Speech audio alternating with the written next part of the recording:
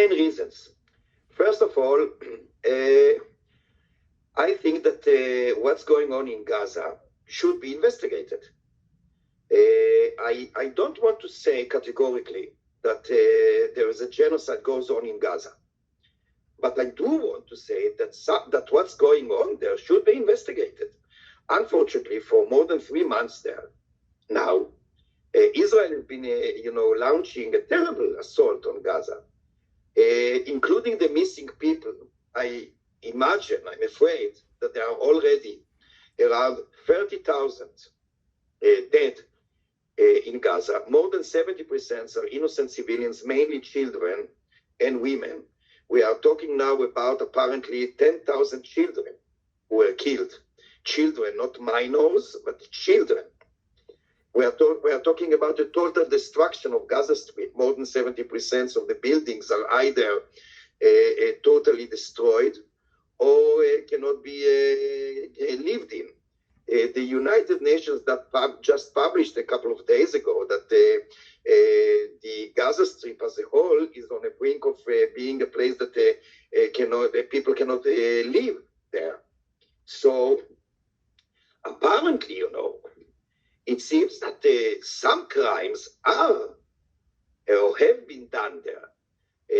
And so that should be investigated. And my signature is to investigate. Israel, as part of the Convention Against Genocide, is not above the law. It's not above the international law. And in that sense, the government should be investigated. And this petition, by the way, and I will, if I have the time, I'll elaborate on that later. The petition, in my view, is not anti-Israeli. It's not against Israel.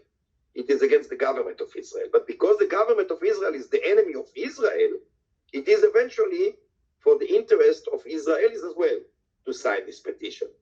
The second thing is that the ICJ, as opposed to the ICC, cannot prosecute any individual, either politician or military person or something like that.